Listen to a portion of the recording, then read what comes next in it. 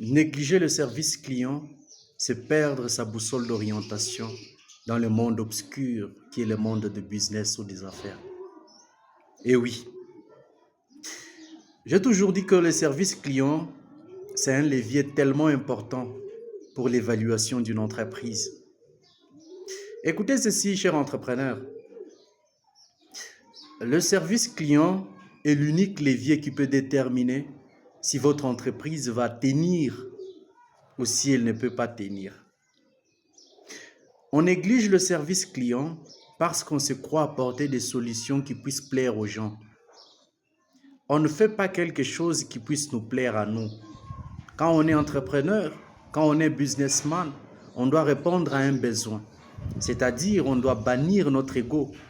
On doit bannir notre personnalité pour satisfaire l'ego des autres.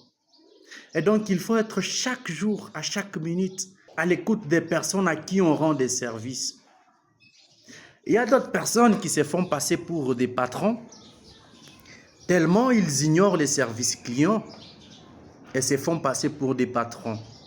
D'où quand un client vous présente une réclamation ou une suggestion, vous ignorez, que ce soit en commentaire, en message ou comme un email. C'est très important de pouvoir porter attention aux propos des clients, car ce sont les clients qui nous orientent.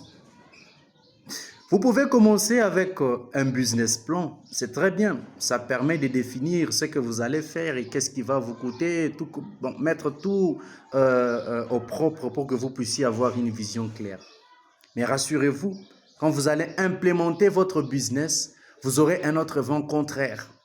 Et ce vent contraire viendra que de l'appréciation de votre public cible. Votre cible, c'est des clients à qui vous rendez service. Dites-moi, si vous n'êtes pas à l'écoute de ces clients, qu'est-ce que vous foutez dans les marchés? Vous vous faites passer pour des patrons aussi longtemps que vous êtes des serviteurs des autres. Un meilleur entrepreneur, c'est une personne qui rend service en ignorant son propre ego.